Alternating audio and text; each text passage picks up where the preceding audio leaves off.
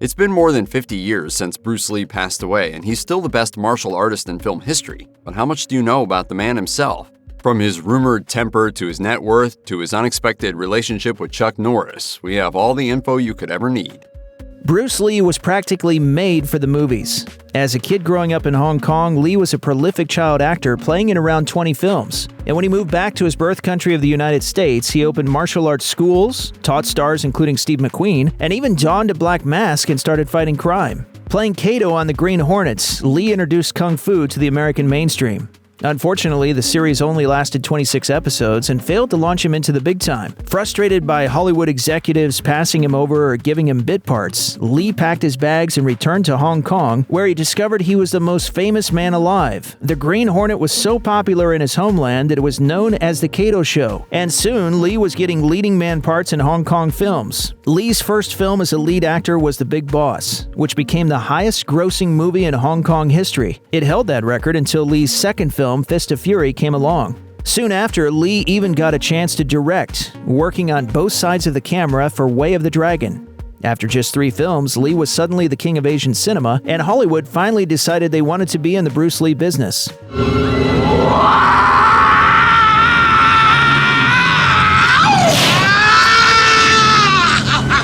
When Bruce Lee started breaking Asian box office records, Warner Brothers gave him a call. This was Lee's big Hollywood moment, and Enter the Dragon was what resulted. His first English-language movie, Enter the Dragon, was the perfect film showcase for Lee's philosophy, charisma, and fighting abilities. The plot finds Lee playing a Shaolin warrior tasked with sailing to an island fortress, joining a martial arts competition, and busting the drug lord running the show. With on-screen backup from uber-cool Jim Kelly and a groovy score from Lalo Schifrin, Lee crafted a kung fu flick that is still counted as one of the best action movies ever made. And when the film hit theaters in August 1973, it became a box office smash, nabbing $20 million and earning the top spot internationally. Bruce Lee had finally hit the big time, but by that point, he wasn't around to enjoy his newfound fame.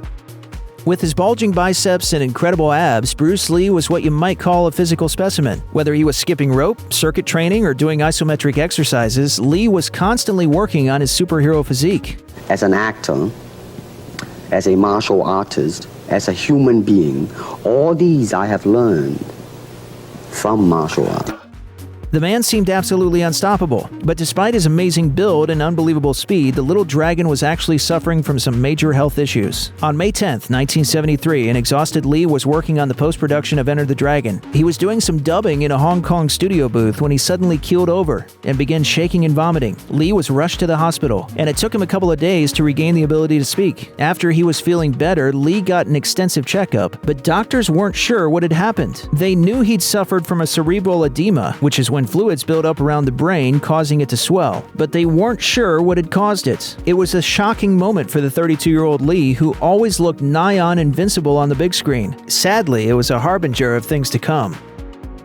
Bruce Lee died on July 20th, 1973 at just 32 years of age. But how did he spend his last day on Earth? Lee was busy with his upcoming film Game of Death, and he was meeting with George Lazenby, hoping to get the James Bond actor on board. After talking with Lazenby, Lee did some hash with a buddy, and then drove to his mistress Betty Ting Pei's apartment. The two spent the next couple of hours in bed and getting high, only pausing when Lee's producer, Raymond Chow, showed up at the door, and Lee began eagerly acting out scenes from Game of Death. That's when things took a tragic turn. Lee started feeling dizzy and his head began hurting, so Ting Pei offered Lee an Aquagizic pill, a prescription drug that's part painkiller and part tranquilizer, and after taking it, Lee went into Ting Pei's bedroom to rest. Chow took off, leaving the two alone, and Ting Pei let her lover sleep for a few hours. Unfortunately, when she finally went to wake him up, the dragon was unresponsive. Freaked out, Ting Pei called Chow for help, but even though a doctor and paramedics rushed to the scene, they were too late. Bruce Lee, the great movie star and martial artist, had died in his sleep about a month before Enter the Dragon would hit theaters and turn him into an international star.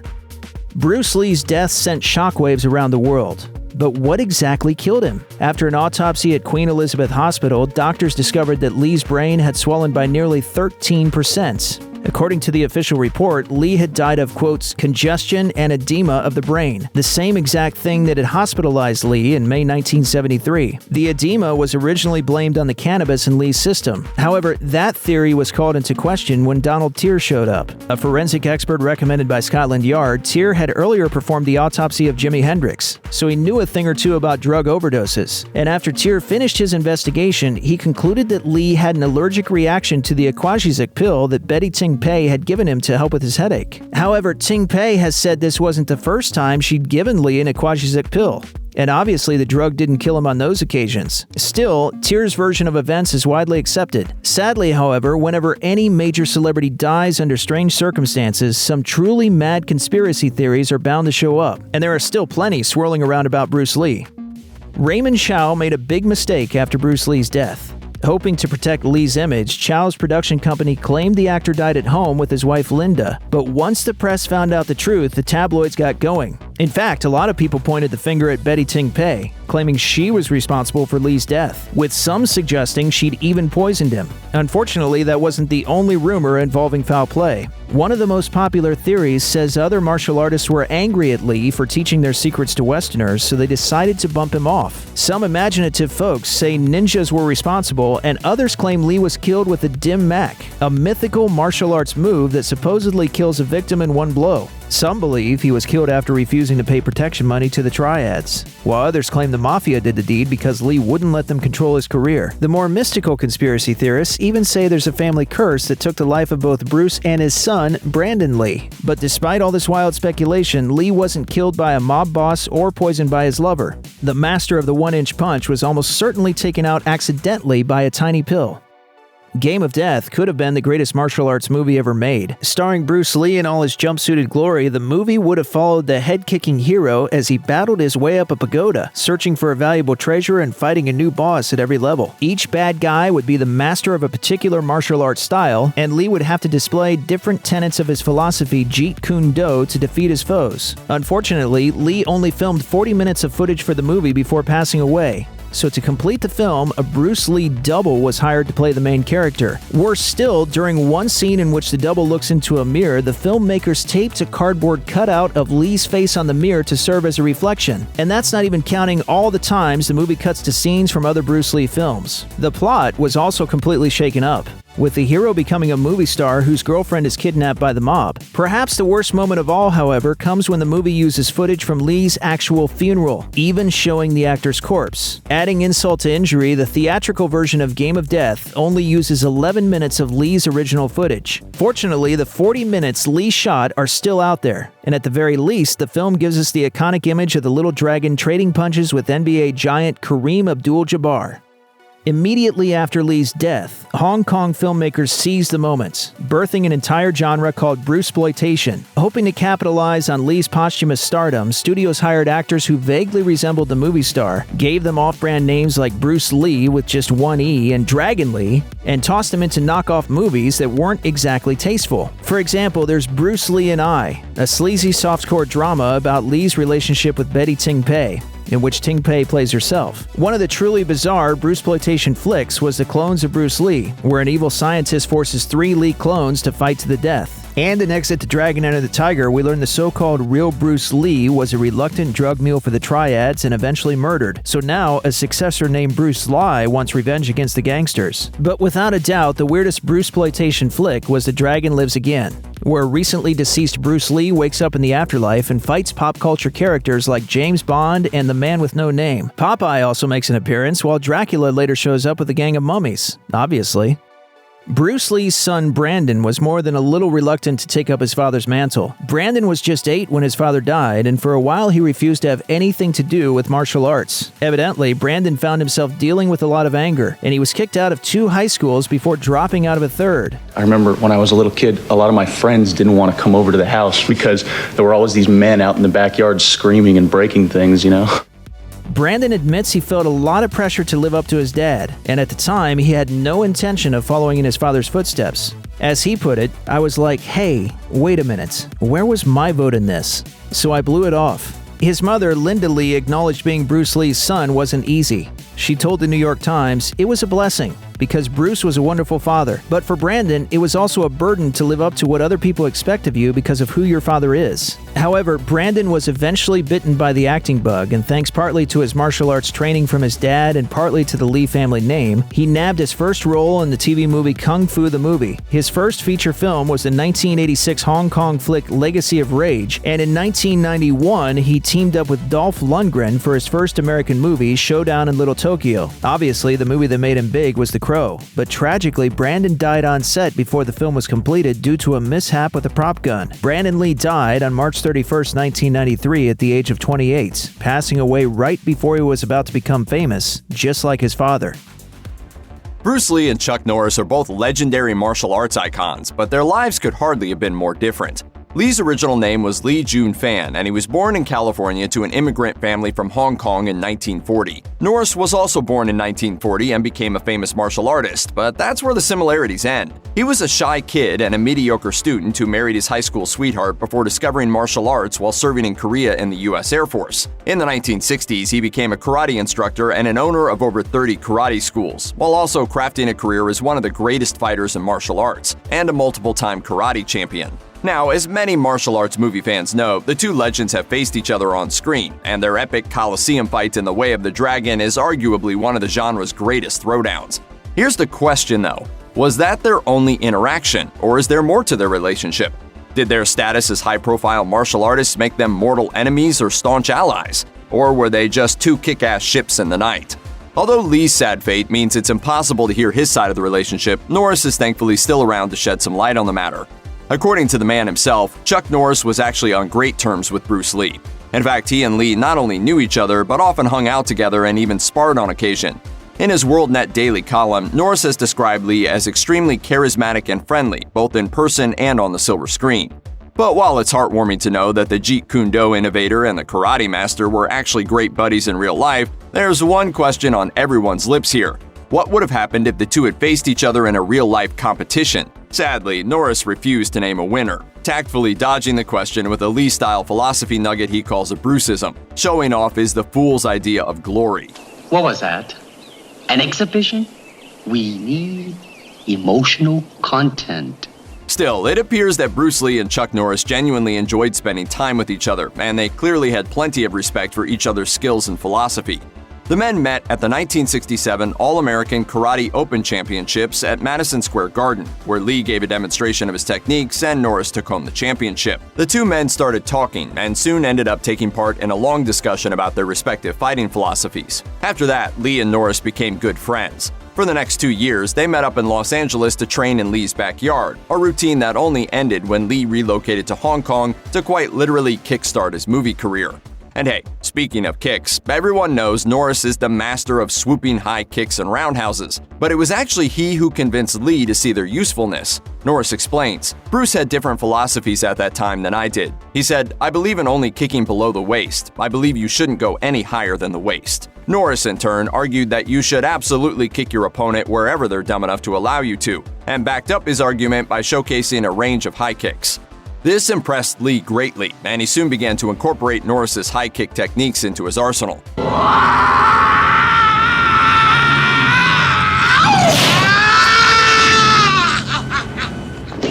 Now, to be fair, Lee had already performed his fair share of on-screen high kicks at that point, so it's not like Norris taught him an entirely new skill out of the blue. Still, Lee certainly seems to have remembered his old sparring partner fondly, because when he was looking for a hardcore on-screen opponent a few years later, he picked up the phone and called his old friend Chuck about a new movie called The Way of the Dragon. The rest, as they say, is history. The 1993 film Dragon, the Bruce Lee story, is the most famous biopic about the life and death of Bruce Lee. However, the movie definitely takes significant liberties with the details of Lee's life. Bruce Lee was proud of his Chinese heritage, but his background was actually quite multicultural.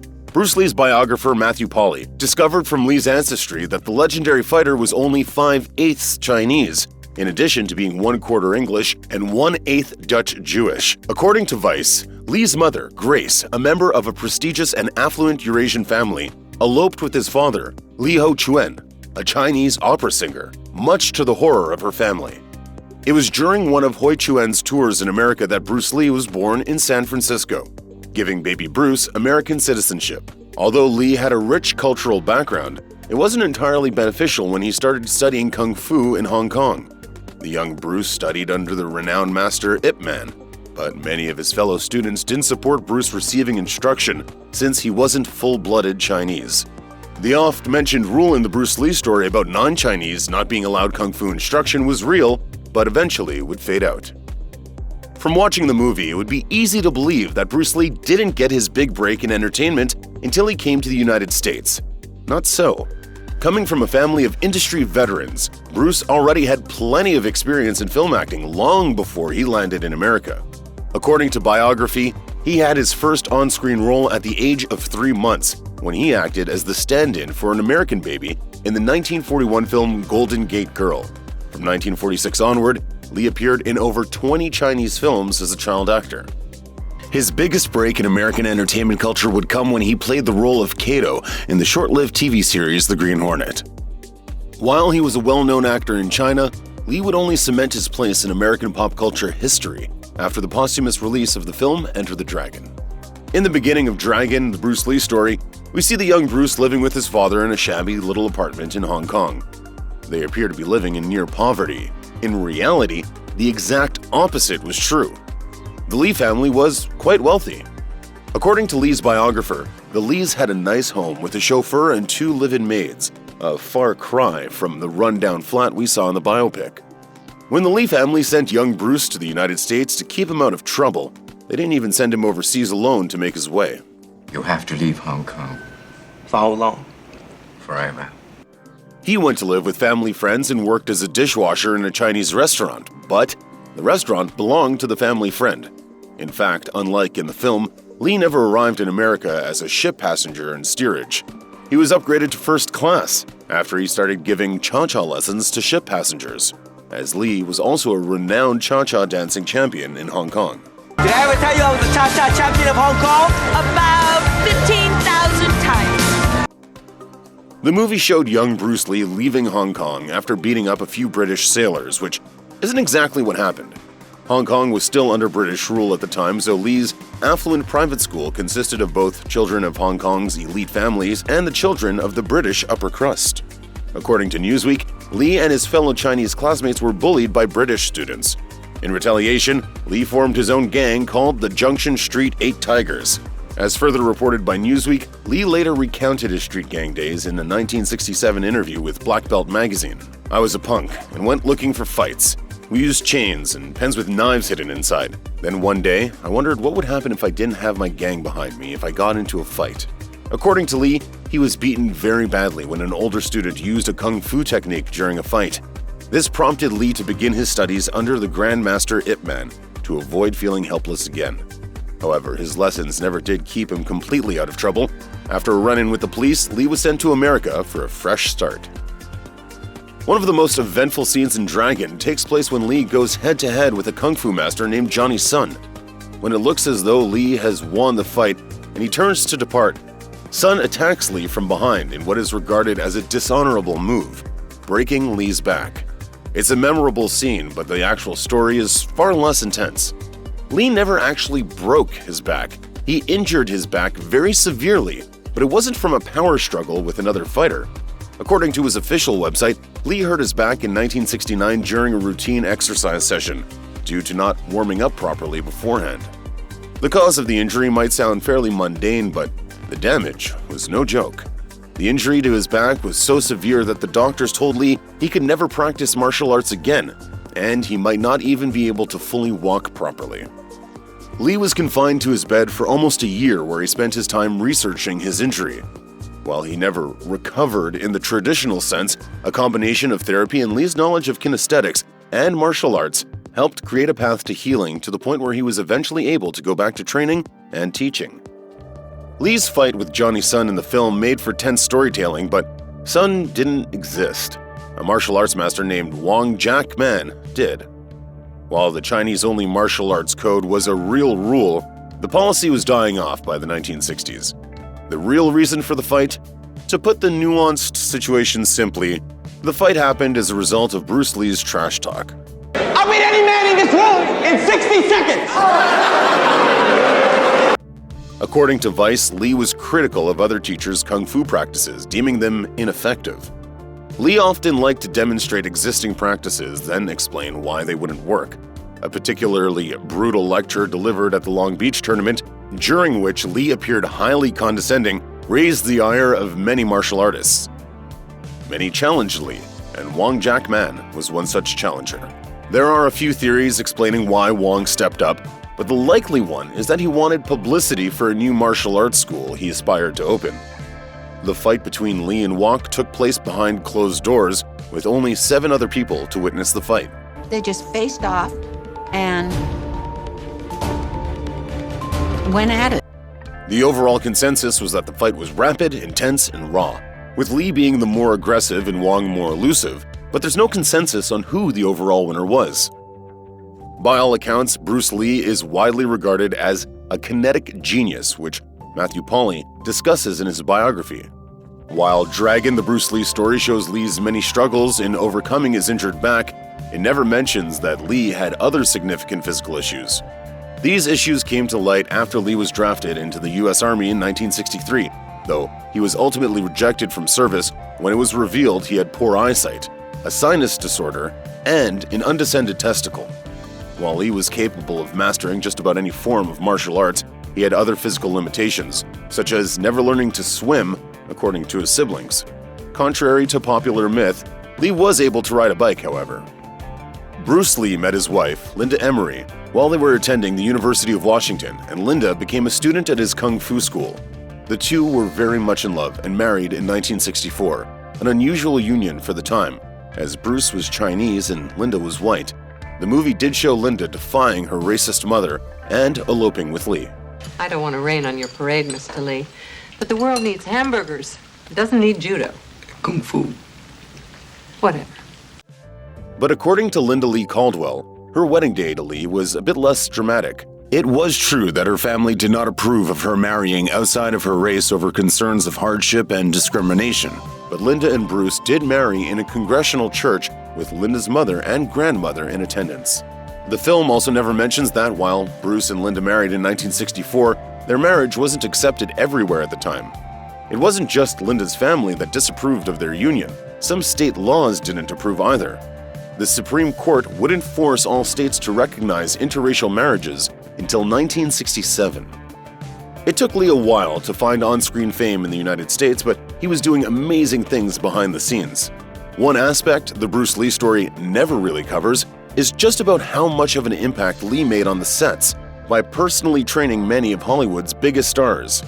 Such actors who came under Lee's tutelage included Sterling Siflint, Kareem Abdul-Jabbar, Sharon Tate, Roman Polanski, Steve McQueen, and James Coburn, with the latter two actually serving as pallbearers in Lee's funeral in 1973.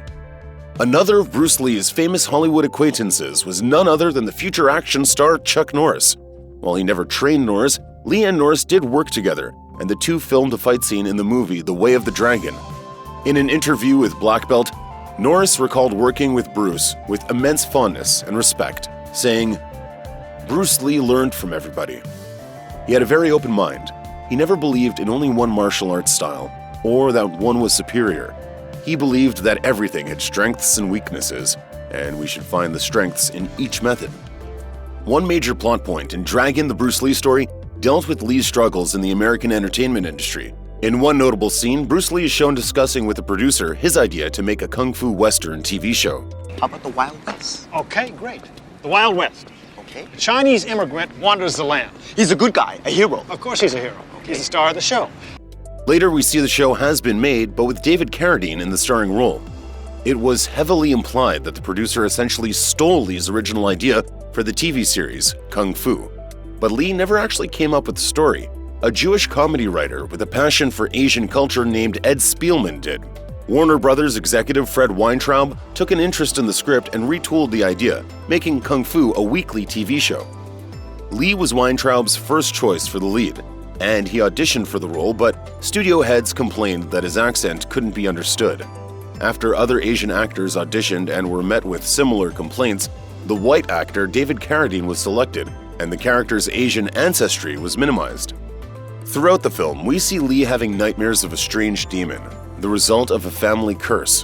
When the movie ends, Lee's death is revealed through Linda Lee's final narration that her husband died after slipping into a mysterious coma on July 20th, 1973.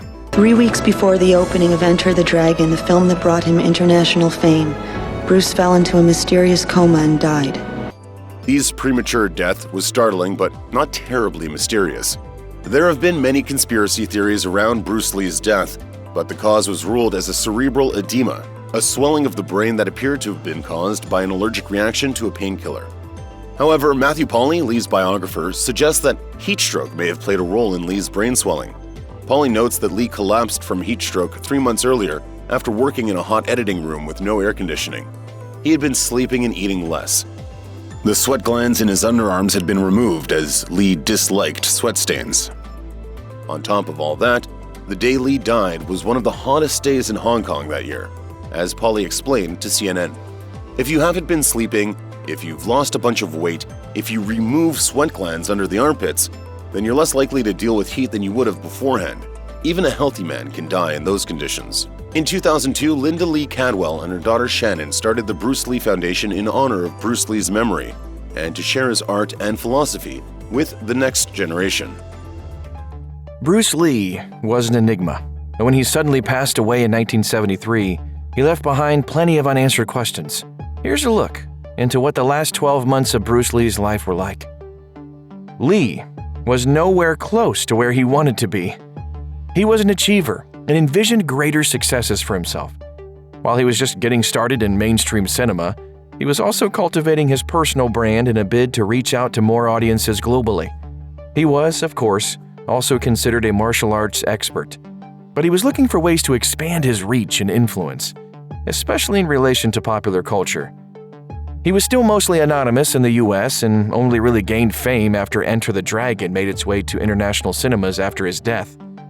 Author Matthew Pauly, who wrote Bruce Lee, A Life, in a bid to offer readers and fans a deep dive into Bruce's journey, believed that Lee was just getting started on his path to becoming a household name.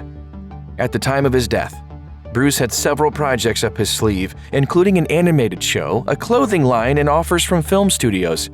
He was also set to make an appearance on The Tonight Show with Johnny Carson. Lee knew stardom was coming and was ready to make the most of it.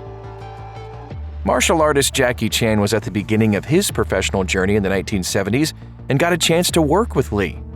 Their first film together, Fist of Fury, gave Chan a glimpse into Bruce's way of doing things. Chan found him incredibly inspiring to work with.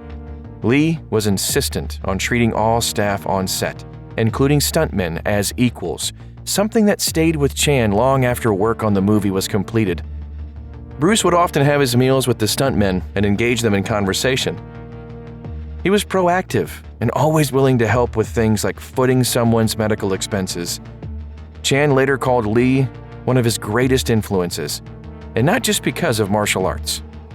While filming a fight scene for Enter the Dragon, Bruce unintentionally whacked Chan in the face with the stick. Chan reflected on the incident later and described Bruce's reaction. "Oh my God, he ran to me and lift me up. I'm sorry. Lee found himself at a crossroads in the final year of his life. Even though he was reasonably successful and was on his way to becoming world famous, he wished to be known for the man he actually was and shatter records while he was at it. According to The Ringer, his 1972 movie Way of the Dragon did manage to gain popularity for Bruce's brawl with Chuck Norris and broke box office records. It was also the first Hong Kong production to be filmed in the West. However, he was still struggling to make an indelible mark in the West and to secure his individual identity as a martial arts genius, actor, and entertainer. While Lee didn't see international fame during his life, his individual identity gained cult-like status after Enter the Dragon. Even decades later, he retains an almost superheroic persona among many fans. When filming began for Enter the Dragon, the crew had to be flexible with Lee's demands. For instance, he wanted screenwriter Michael Allen to be fired. According to the South China Morning Post, Bruce was of the opinion that the film's story didn't represent his Chinese roots accurately and wanted to avoid bias. However, the tweaks he suggested to the story were dismissed so he requested that Allen be replaced. Additionally, the movie had a fixed budget of $500,000, which was abysmally low, so the crew and the producers had to make do by compromising. Plus, while some crew members were from Hong Kong, others were from the US, which caused a bit of conflict when work first began on the film. Bruce was aware that this movie was a significant milestone for his career and wanted things to align with his vision, something that didn't go down too well with the producers. We need emotional content. Thankfully, Lee's vision for the film paid off. When it was finally released shortly after his death, Enter the Dragon was a massive success and drew cheering crowds in packed theaters in the United States. Despite all the production trouble, Lee was proven right about what fans wanted to see. Bruce Lee was, on account of his work and fitness regime, a fanatic when it came to looking after his health. His sudden death at such a young age prompted plenty of speculation about his health habits, but he reportedly stayed away from things like alcohol, tobacco, and even coffee throughout his life. Despite the speculation, he was by all accounts healthy and focused on fitness. According to Entertainment Weekly, Bruce once famously said in an interview with Fighting Stars magazine that he wasn't fond of alcohol at Hollywood gatherings, which he called, quote, many times senseless. His friends would later reveal that he suffered physical reactions after partaking in booze, including nausea, excessive sweating, and turning red. In other words, Bruce exhibited the alcohol flush reaction and couldn't tolerate most drinks. It's also worth noting that Bruce exercised diligently and made sure he worked on his strength as well as conditioning. He had a bit of everything in his regime: boxing, running, jumping rope, and weightlifting. He was also a huge fan of protein drinks and health supplements. Lee was extra conscious about his physique because he needed to maintain it to make it big in cinema. What has made Bruce Lee continuously relevant after all these years is the fact that he was an enigmatic superstar who died far too young. He has since achieved much posthumous recognition in the West. During his lifetime, Bruce did manage to solidify his legacy by paving the way forward for Asian artists in Hollywood. His unique interpretation of martial arts earned him major props. Many fans embraced martial arts after learning about Bruce, whether through his movies or his famous personal system known as Jeet Kune Do. In Cantonese, Jeet Kune Do, the way of the intercepting fist. Even today, Lee's former students continue to teach his methods, and new fans continue to find his films. Asian and Asian American filmmakers ranging from Jackie Chan to Justin Lin and beyond count him as a major influence. And his legend still looms large in the popular culture of both East and West. A new cause of death has been theorized for legendary martial artist Bruce Lee. The initial ruling was brain swelling, or more formally, cerebral edema, possibly caused by a painkiller. But what if the medication had nothing to do with his death and the headache was a symptom of his true cause of death? A new study suggests just that. In particular, it claims that he met his fate by drinking too much water. The study was published in Clinical Kidney Journal and notes that Lee's brain weighed about a half-pound more than the average human brain, which could have been the result of an excess of fluid. According to the researchers, excess water intake is a risk factor for hyponatremia, or acute water intoxication, which Mayo Clinic says occurs when, quote, the concentration of sodium in your blood is abnormally low. The study reads, we hypothesize that Bruce Lee died from a specific form of kidney dysfunction, the inability to excrete enough water to maintain water homeostasis, which is mainly a tubular function. The regulation of the human body's homeostasis depends on healthy water intake and subsequent excretion by the kidneys. If Lee was consuming more water than his kidneys could excrete, it could cause serious issues. The study reads, this may lead to hyponatremia, cerebral edema, and death within hours if excess water intake is not matched by water excretion in urine, which is in line with the timeline of Lee's demise. The researchers also noted that hyponatremia can be exacerbated by various factors, including prescription drug intake and organ injuries. The study concludes by pointing out the irony of one of Lee's most famous quotes, considering that he died of an excess of water. Now, water can flow or it can crash. Be water, my friend. If the study proves to be accurate, Lee wouldn't be the only one to suffer this fate. In 2007, radio station KDND held a water drinking contest. The end result was the death of a 29-year-old mother, Jennifer Strange, who drank over 1.5 gallons of water.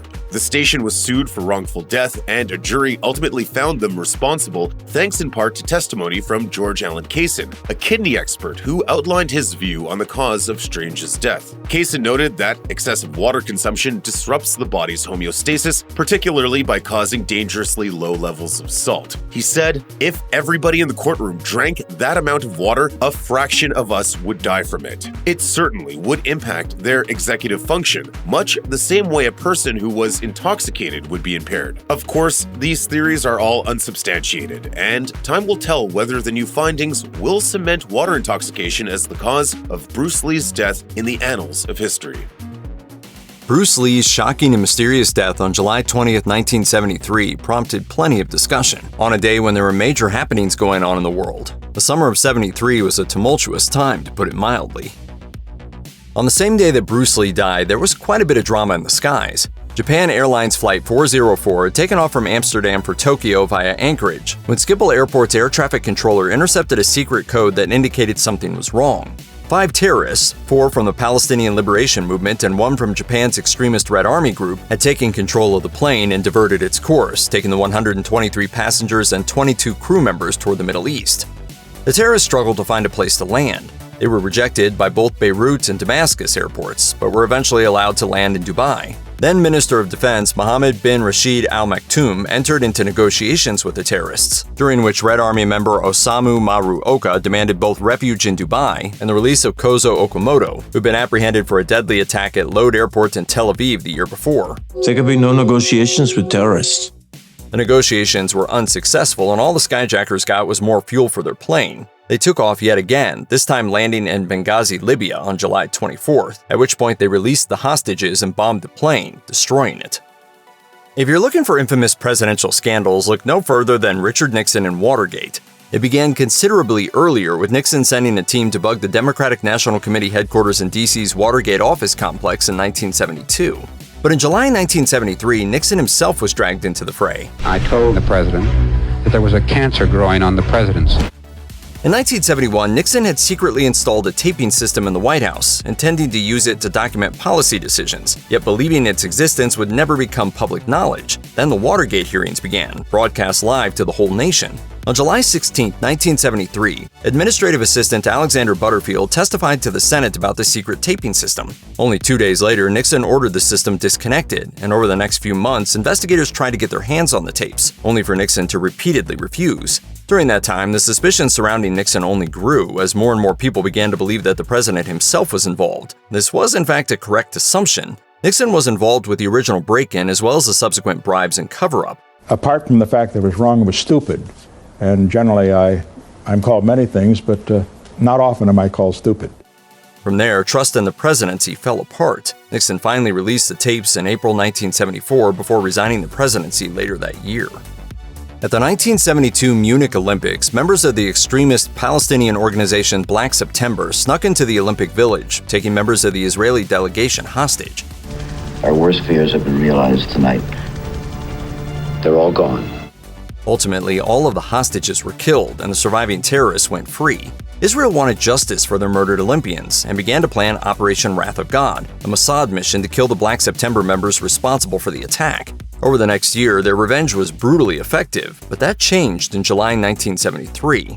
While in Lillehammer, Norway, Mossad agents received intelligence that led them to believe they'd found one of their targets, Ali Hassan Salama, otherwise known as the Red Prince. Part of the brief that was given to the leaders of the assassination campaign was that they had to turn the terror on the terrorists. They pulled off the hit on July 21st, shooting their target in front of his wife before scattering almost immediately. But later news reports proved they'd made a horrible mistake. The man they'd killed was in fact an innocent civilian named Ahmed Boushiki, who just so happened to resemble Salama and by sheer coincidence had been seen talking with a Palestinian courier. 6 of the Israeli agents were apprehended in short order, and 5 went to trial the following year. Mossad officials immediately suspended Operation Wrath of God, although it took decades for them to offer compensation to Boushiki's family, albeit without ever taking responsibility. In the 1950s, a miracle drug called thalidomide entered the market, said to cure the symptoms of pneumonia, colds, and even nausea. A hypnotic, as the doctors call it, that was the answer to a prayer. Consequently, plenty of pregnant women suffering from morning sickness began taking the drug, which was distributed by the Distillers Company in the UK and said to have zero ill effects.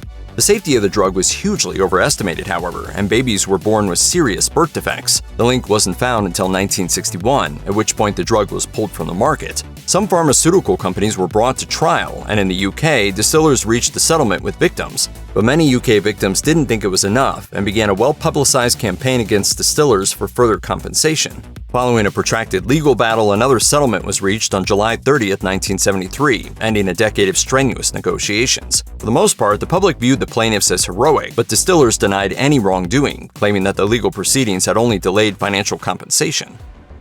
True crime is a hot topic these days, but not every story about a serial killer is particularly well known. One of England's serial killers has actually managed to slip from public consciousness, Patrick Mackay. Though, to be entirely fair, his list of crimes is a matter of debate. Mackay had several run-ins with the law when he was still a child, was clinically diagnosed as a psychopath when he was just a teenager, and was institutionalized in 1968. All the indications of future violent behavior were there, but he was released in 1972. For the next few years, he wasn't on law enforcement's radar, but the gruesome 1975 murder of Father Anthony Crean led investigators right to him. Upon being caught, he started confessing to a whole host of other crimes, and ultimately he was convicted of 3 murders: Adele Price and Crean in 1975 and Isabella Griffiths in 1974. The phrase cold-blooded killer could have been invented for Patrick Mackay. That wasn't all he admitted to, though. He told investigators about 8 other victims. The first was a young German woman named Heidi Milnilk, who was stabbed on a train and thrown to the tracks, where she was found on July 8, 1973. Weeks later, on July 20th, a woman named Mary Hines was found violently beaten to death. 6 more followed between then and 1975, though Mackay later retracted his confessions, and the cases officially remain unsolved, as he could never be conclusively tied to them. Greece was actually ruled by a monarchy until mid-1973, a little unexpected for the country that's often credited with creating Western democracy, right? Technically, the military staged a coup back in 1967, ousting the king who fled the country. Then, in early June 1973, the military government made a bold announcement. It had officially abolished the monarchy and was prepared to turn Greece into a republic. All it would take was for the Greek people to approve the decision in a referendum that would take place a few weeks later. During that time, however, there was a decent amount of discussion about what should be done. The exiled King Constantine II cast doubt on the intentions of the referendum, pointing to censorship and propaganda that had been perpetrated by the military government, and claiming that asking people to vote for a regime that had seized power was strangely ironic. On the other hand, Constantine had never been hugely popular with the people. Sure, there was little open hostility toward him, but his lukewarm reception made it hard to actually determine his standing with the public. That said, the monarchy was dissolved as a political entity, with the military leadership following suit a year later. If you want to be technical, the space race more or less ended in 1969 when Apollo 11 landed on the moon. That didn't mean space exploration stopped, however. There were plenty of space missions launched by both the US and Soviet Union throughout the 1970s, even a few joint ventures as the decade progressed. Mid-1973 was actually a pretty busy time for both countries in the Space Department. On the American end, you had the Skylab missions, essentially the first attempt at a long-term space station, a precursor to the International Space Station in many ways. To get more specific, July 28, 1973 was the launch date of Skylab 3, which sent 3 astronauts to space for a record-setting amount of time, nearly 60 days. The Soviet Union wasn't slacking either. While the US was experimenting with long-term stays in space, the Soviets launched a number of Mars spacecraft. On July 25, 1973, Mars 5 was sent on its long journey through the cosmos. The actual probe wouldn't arrive in Martian orbit until February of the following year, and it malfunctioned after a few days, though it did return some atmospheric data and a few photos of the red planet's southern hemisphere first. The space race and the technology it produced is pretty heavily focused on the US and the Soviet Union. They weren't, however, the only 2 countries in the game, and mid-1973 marked the time when Europe on the whole would officially enter the scene. Technically, Europe had started looking into space exploration slightly earlier, but as the 1970s rolled around, there was a need for new programs that would push the boundaries. European leaders wanted to become a serious presence when it came to space exploration and technology, rather than simply a contributor to foreign projects. The European Space Conference was held in the summer of 1973 to outline the exact trajectory for those goals, and there they settled on 3 related projects by July 31st, one of which was a European Space Agency, known now as the ESA. The plan was that it would be ready to go by April 1, 1974, and build on older organizations while promoting unity among the nations of Europe. And given that it's still around with its 22 member nations all actively taking part in launches and missions to this day, it seems they've done decently well at that. In early July 1973, the American public was benefiting from a robust economy, but many people wondered whether it was just the calm before the storm. Sure, there was a lot of demand for consumer products, enough supply to meet that demand, and plenty of jobs for everyday folk. But there was a growing sense of dread that things would take a turn for the worse. This is unreal. Isn't this disgusting? Why doesn't anybody contact the president? Why is he letting this happen to us? For the most part, people expected that there was a recession on the horizon, even if they weren't sure how bad that recession would be. The public eye was on the numbers and on the government itself. After all, Watergate was also well underway, and the American people were less than confident in their leadership. And as it turned out, they were right to be concerned. Inflation went through the roof. People would come into my congressional office and they'd be crying. One of the issues was a general shortage of raw materials, including petroleum products, oil, in other words, an industry where the U.S. was heavily dependent on foreign imports. When the OPEC oil embargo hit a few months later, the U.S. was wildly unprepared. Heavy controls were instituted on oil, setting up the infamous long gas lines and odd-even rationing, and the economy tanked, leading to a severe recession that would last for several years.